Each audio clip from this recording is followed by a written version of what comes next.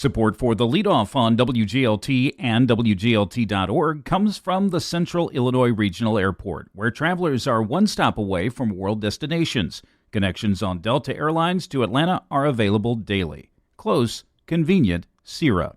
More at CIRA.com. As Route 66's 100th birthday nears, a new stretch of trail will connect two McLean County destinations. That's one of the things you need to know to start your day for Wednesday, August 6th. I'm Ryan Denham, and this is WGLT's The Leadoff. Now let's lead off with that trail extension in southern McLean County that gets bicyclists one step closer to having a continuous, safe path between Bloomington and St. Louis. WGLT's Lauren Warnicki has more. Officials met yesterday in the town of McLean to announce work is underway on a 4.5-mile path extender connecting McLean to Funk's Grove.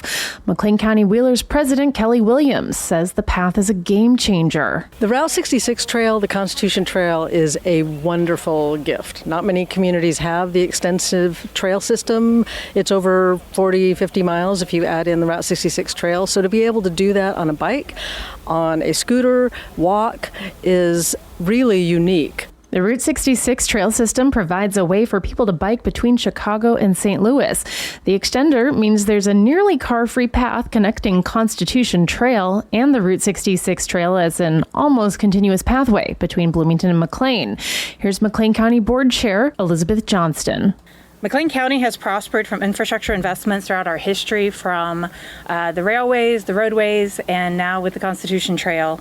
The partnerships with IDOT, the Friends of the Constitution Trail, and our many local communities along Route 66 have made projects extending the trail possible. The $3.5 million project is in its third and final phase, adding trailheads, drainage, and crosswalks.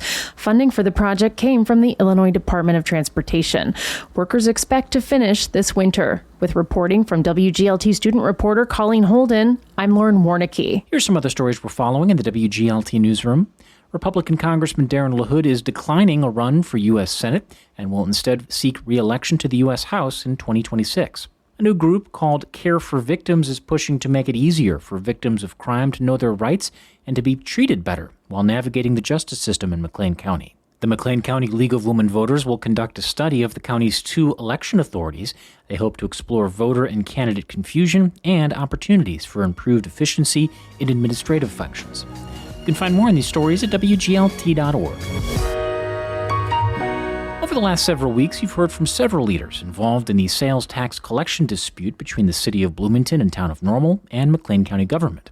Today, we'll close the loop and hear from the final one, Mayor Chris Koos from the town of Normal.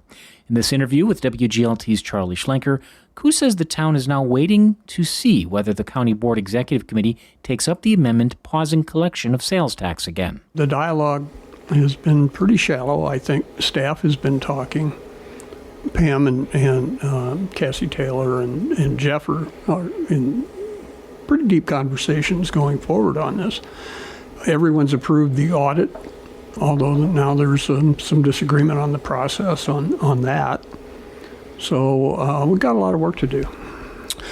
The conversations at the staff level started late last year and heated up in January and had been going for several months.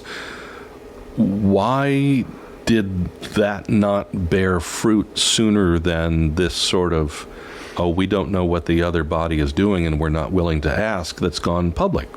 Well, I think part of that has to do with the fact that there was a leadership change, and that did a reset on the conversation when Catherine Mesker left the county board and Lizzie Johnson was chosen to be the county board chair.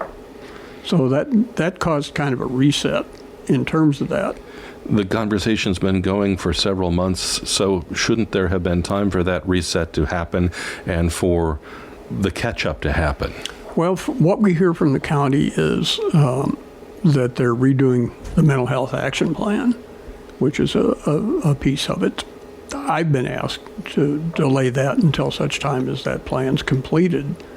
We still hold the position that there's significant reserve money in there to support all the initiatives, the jail funding, the public safety funding, and mental health. Mental health is actually a small part of the pie.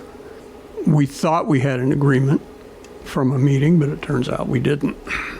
Why not? What was the dropped communication there? The drop was the language suspending funding up a minimum of a year, and I think that caused some disagreement.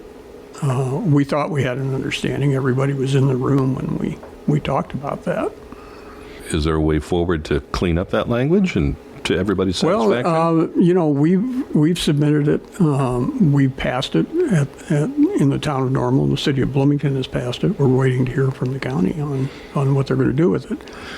If it wasn't ripe, would you go back and say, after staff comes to a real agreement that is more clearly an agreement, would the council take it up again?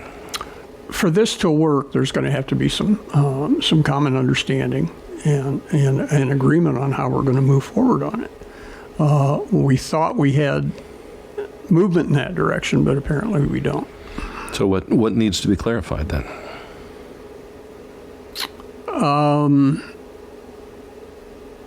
It's hard for me to say what needs to be clarified now because the county hasn't taken it up to have a discussion on it.